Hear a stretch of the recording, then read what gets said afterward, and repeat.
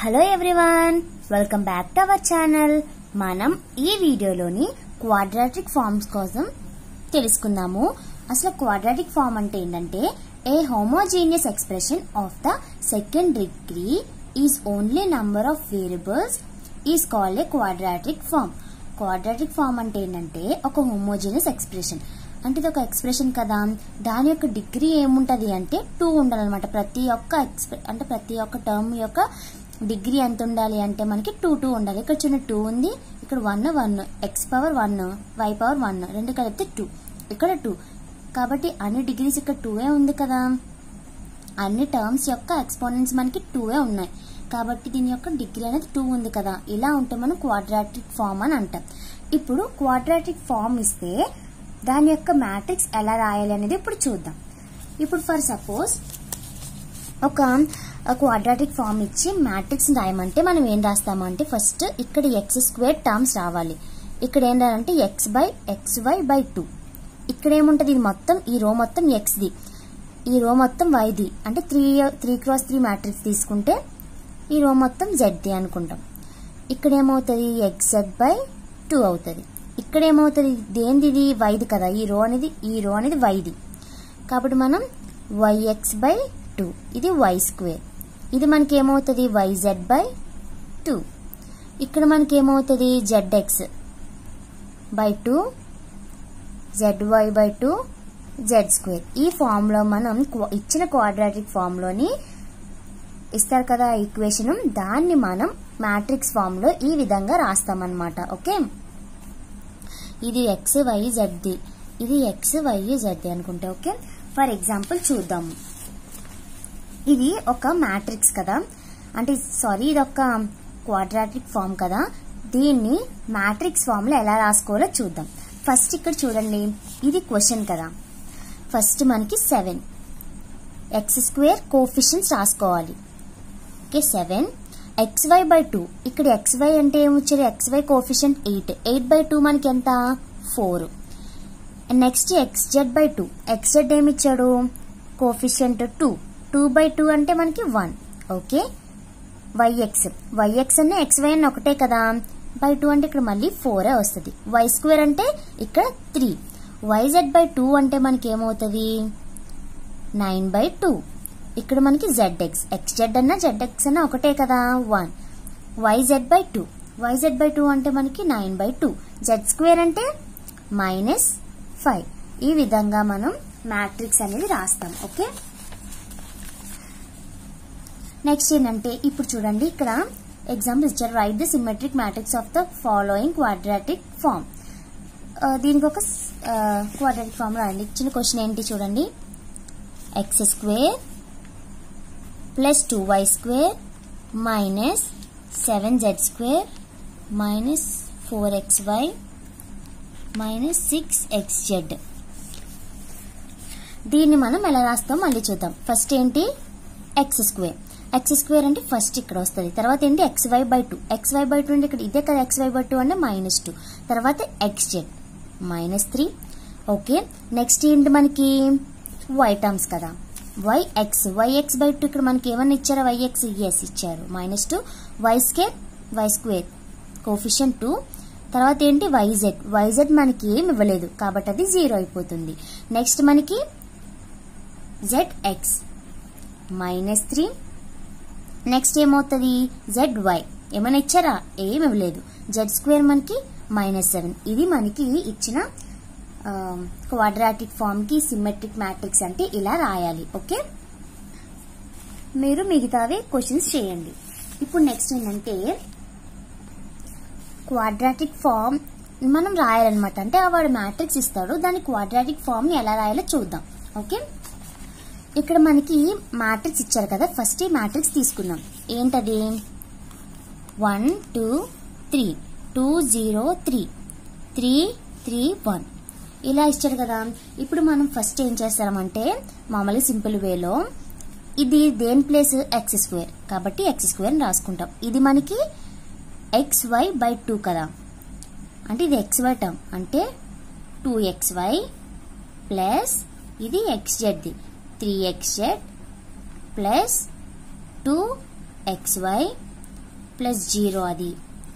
Next plus 3yz plus 3xz plus 3yz plus 1z square. దీన్ని ఎలా రాయొచ్చు మనం సింప్లిఫై చేస్తే చూడండి, x స్క్వేర్, y స్క్వేర్ ఏముందా లేదు, z స్క్వేర్, xy యాడ్ చేయాలి 4xy. నెక్స్ట్ ఏమన్నా ఉందా, xz's ఉన్నాయి చూడండి, 3xz 6xz. నెక్స్ట్ ఇంకేముంది, yz's 6yz. ఇది మనకి రిక్వైర్డ్ క్వాడ్రాటిక్ ఫామ్ అన్నమాట. ఓకే, అర్థమైందా? ఇది మన రిక్వైర్డ్ క్వాడ్రాటిక్ ఫామ్. లేదా అంటే మనం వేరేలా కూడా చేయొచ్చు. ఎలా అంటే ఇక్కడ చూడండి, x ట్రాన్స్పోజ్ xyz, x అనేది మనకి xyz ఇలా తీసుకుంటున్నాం. ఇప్పుడు క్వాడ్రాటిక్ ఫామ్ అంటే మనకి క్వాడ్రాటిక్ ఫామ్ యొక్క ఫామ్ ఏంటంటే q = x ట్రాన్స్పోజ్ jx. ఏంటి ఫార్ములా అనేది చాలా important. q = x transpose jx. దీంట్లో మనకి x ట్రాన్స్పోజ్ అంటే ఇది x y z అలా రోస్ లా ఉంటాయి. x అంటే మనకి x y z అవి కాలమ్స్ లా ఉంటాయి. ఓకేనా, కాలమ్ లా ఉంటుంది, 1 కాలమ్ 3 రోస్ అన్నట్టు. ఓకే, ఇప్పుడు x ట్రాన్స్పోజ్ అంటే ఇది మనకి ఇచ్చిన మ్యాట్రిక్స్ A అండ్ x మొత్తాన్ని మల్టిప్లై చేస్తే మనకి గివెన్ ఆన్సర్ అనేది వస్తుంది. ఈ క్వాడ్రాటిక్ ఫామ్ యొక్క ఫార్ములా అనేది గుర్తుపెట్టుకోండి. ఈ ఫార్ములా అన్న చేయొచ్చు, ఈ ఫార్ములా అన్న కూడా చేయొచ్చు. ఇప్పుడు నెక్స్ట్ ఏంటంటే rank of a quadratic form. దాని యొక్క డెఫినేషన్ చూడండి. ఇక్కడ మనకి క్వశ్చన్ ఏం అడుగుతారంటే 2 మార్క్స్ కి define rank of a quadratic form. Rank of a quadratic form అంటారు. అప్పుడు మనం ఈ డెఫినేషన్ అనేది రాయాలి. Let x transpose jx be a quadratic form. మనకు తెలుసు కదా, q = x ట్రాన్స్పోజ్ jx అనేది quadratic form. The rank RA is called the rank of the quadratic form if R is less than n. Number of అన్నౌన్స్ కన్నా rank అని తక్కువగా ఉంటే and next det A = 0 అయితే అప్పుడు మనం ఏమంటాం, ఆ క్వాడ్రాటిక్ ఫామ్ ని A is singular then the quadratic form is called singular, otherwise non singular. Okay, ఇప్పుడు కెనానికల్ ఫామ్ ఈ డెఫినేషన్ కూడా మనకి చాలా ఇంపార్టెంట్. అది మన కెనానికల్ ఫామ్ వచ్చినప్పుడు డిస్కస్ చేసుకుందాం. ఇది కూడా 2 మార్క్స్ కి ఇంపార్టెంట్, ఇది 2 మార్క్స్ కి ఇంపార్టెంట్. ఓకే, ఇప్పుడు index of a real quadratic form. ఇప్పుడు ఒక క్వాడ్రాటిక్ ఫామ్ ఇచ్చిన తర్వాత దాని యొక్క ఇండెక్స్ ని మనం ఎలా ఫైండ్ చేయాలి అంటే అందులో మనకి positive terms in canonical form of quadratic form is known as the index of the quadratic form. ఏమిచ్చారు, the number of positive terms in canonical form of quadratic form is known as the index of the quadratic form. అంటే ఇక్కడ మనం ఏం చేస్తాము అంటే matrix form లో రాసుకుంటాం. రాసుకున్న తర్వాత మనకి ఏమొస్తాయంటే ఐగెన్ వాల్యూస్ వస్తాయి కదా. ఆ పాజిటివ్ టర్మ్స్ ఉన్నాయనుకోండి, ఎన్ని పాజిటివ్ టర్మ్స్ ఉన్నాయో వాటిని మనం ఏమంటాము అంటే ఇండెక్స్ అంటాం. ఓకే, ఏమంటాము, ఇండెక్స్ అంటాం. And it's denoted by S. దీని నుంచి మనం సిగ్నేచర్ ఎలా రాస్తాం.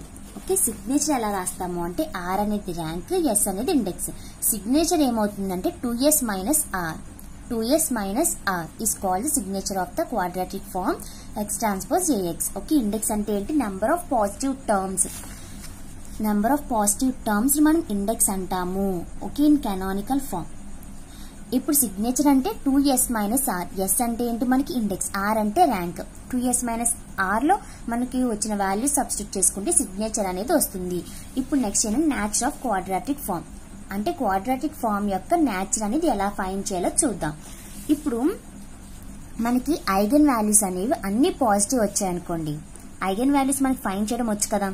a - λI x = 0 చేస్తాం కదా.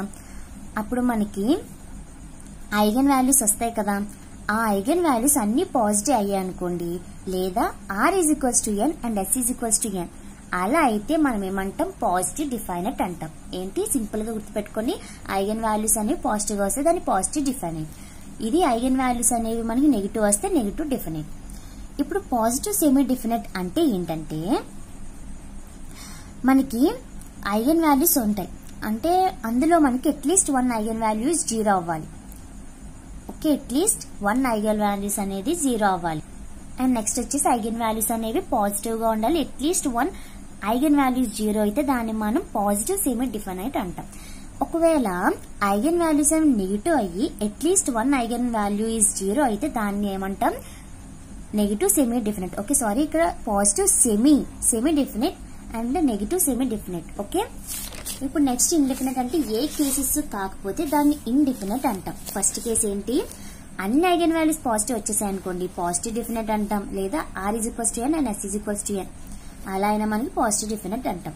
అన్ని ఐగన్ వాల్యూస్ నెగిటివ్ అయితే దాన్ని నెగిటివ్ డెఫినెట్ అంటాం. లేదా r = n, s = 0 రావాలి. ఓకే, పాజిటివ్ సెమీ డెఫినెట్ అంటే ఏంటి, ఐగన్ వాల్యూస్ అనేవి పాజిటివ్ ఉండాలి. నెక్స్ట్ అట్లీస్ట్ 1 ఐగన్ వాల్యూ అనేది 0 ఉండాలి. అట్లీస్ట్ 1 అంటున్నాం. దాన్ని అలా ఉంటే మనం పాజిటివ్ సెమీ డెఫినెట్ అంటాం. ఇప్పుడు నెగిటివ్ సెమీ డెఫినెట్ అంటే ఏంటి, ఐగన్ వాల్యూస్ నెగిటివ్ ఉండాలి అండ్ అట్లీస్ట్ 1 ఐగన్ వాల్యూస్ 0 ఉండాలి. ఓకే, లేదా ఈ కండిషన్ అన్నా పర్లేదు మనకి. అలా ఉంటే మనం నెగిటివ్ సెమీ డెఫినెట్ అంటాం. ఈ ఏ ఒక్క కేసెస్ అవ్వకపోతే దాన్ని మనం ఇండెఫినెట్ అంటాం. ఓకే, చూడండి, in all other cases if all the eigenvalues of A are positive and negative then the quadratic form is called indefinite. Okay, ఇప్పుడు మనకి ఎగ్జాంపుల్ చూద్దాము. Identify the nature of the quadratic form. Quadratic form యొక్క nature అనేది ఎలా find చేయాలో చూద్దాం. ఇక్కడ మనకి క్వాడ్రాటిక్ ఫార్మ్ ఇచ్చారు. ఓకే, ఇక్కడ నుంచి మనం ఏం చేస్తున్నాము, ఈ క్వాడ్రాటిక్ ఫార్మ్ నుంచి మ్యాట్రిక్స్ రాసుకున్నాం. తెలుసు కదా, x1² అని దీని కోఎఫిషియంట్ 1. ఇప్పుడు మనకి x1, x2, x3 లో ఉన్నాయి. ఇక్కడ x, y, z లో లేవు. ఇప్పుడు x1, x2, x3. x2 అంటే ఇక్కడ మనకి 4, x3 అంటే 1 కోఎఫిషియంట్స్ కదా మనం తీసుకుంటాం. x1, x2 అంటే -4 కోఎఫిషియంట్ బై 2 చేయాలి, -2. Next x1, x3 1. ఇక్కడ మనకి ఏమవుతుంది, x2, x1 అంటే ఇదే -2, 4 తెలుసు కదా. ఇప్పుడు నెక్స్ట్ x2, x3 -2. ఓకేనా, ఇది మనకి x3. ఇక్కడ మనకి ఏమవుతుంది, x1, x3 place x1, x3 అంటే 1. నెక్స్ట్ ఏమవుతుంది, x2, x3 -2. ఇది తెలుసు కదా, x3 coefficient, x3 square coefficient అని 1. ఓకే, మ్యాట్రిక్స్ రాయడం వచ్చు కదా మనకి. దీని నుంచి మనం ఏమంటాం, క్యారెక్టరిస్టిక్ ఈక్వేషన్ రాసుకుంటాం. రాసుకున్న తర్వాత మనకి ఏమైంది, క్యారెక్టరిస్టిక్ ఈక్వేషన్ అంటే మనం a minus lambda i det = 0 చేస్తాం. ఓకేనా, a minus lambda i det = 0. ఇక్కడ x పెడితే మనకి ఏంటంటే ఐగన్ వెక్టర్స్ వస్తాయి. Okay, a minus lambda i det = 0 ఇలా చేస్తే మనకి ఐగన్ వాల్యూస్ అనేవి వస్తాయి. ఓకే, డెట్ కట్టాము. డెట్ కట్టడం వచ్చు కదా, 1 మైనస్ లాంబ్డా -2. ఇలా డెట్ కడితే మనకి 1 minus lambda 4 minus lambda into 1 minus lambda. ఇప్పుడు మనకి -4 ప్లస్ 2 ఈ రెండు మనం మల్టిప్లై చేస్తాం తెలుసు కదా. మళ్ళీ ప్లస్ 1 ఈ రోని ఈ కాలమ్ ఇన్వర్ట్ చేసి ఈ 2 into -1 into 4 minus lambda. Okay, ఇలా చేస్తే మనకి ఏమొచ్చింది, మనకి ఐగన్ వాల్యూస్ అనేవి 0, 0, 6 అనేవి వచ్చాయి. అంటే మనకి ఏంటి, 2 ఐగన్ వాల్యూస్ అనేవి 0s వచ్చాయి. నెక్స్ట్ 1 ఐగన్ వాల్యూ అనేది 6 వచ్చింది, అంటే పాజిటివ్.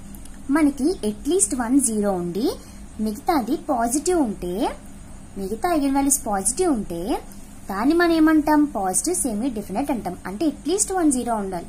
ఇక్కడ మనకి 2 zeros ఉన్నాయి. ఓకే, నెక్స్ట్ ఐగన్ వాల్యూ అనేది పాజిటివ్ ఉంది కాబట్టి నేచర్ ఏమంటాం, పాజిటివ్ సెమీ డెఫినెట్ అంటాం. చూడండి, eigen values 2 are zeros and the remaining is positive. Hence given quadratic form is positive semi definite అంటాము. ఓకే, ఎలా ఫైండ్ చేస్తాం నేచర్ ని, మనం గివెన్ క్వాడ్రాటిక్ ఫార్మ్ రాసుకున్నాం. దాని నుంచి మ్యాట్రిక్స్ రాసుకుంటాం. రాసుకున్న తర్వాత characteristic equation a minus lambda i det కట్టాలి = 0 ఇలా చేయాలి. ఓకే, ఎక్స్ పెట్టకూడదు. ఓకే, ఇలా చేసిన తర్వాత మనకి ఏమొస్తుంది, ఈక్వేషన్ అనేది వస్తుంది ఇలా లాంబ్డాస్ లో. దీని నుంచి మనకి ఐగన్ వాల్యూస్ వస్తాయి. అప్పుడు ఐగన్ వాల్యూస్ ని పెట్టుకొని, అంటే పాజిటివా నెగిటివా లేదా అట్లీస్ట్ 1 0 అన్నా ఉందా అది చూసుకొని మనం నేచర్ అనేది రాస్తాము. అంటే ఫస్ట్ మనకి ఇది తెలియాలి. ఓకే, నేను అర్థమైందని అనుకుంటున్నాను. Please like, share, comment and subscribe my channel. Thank you.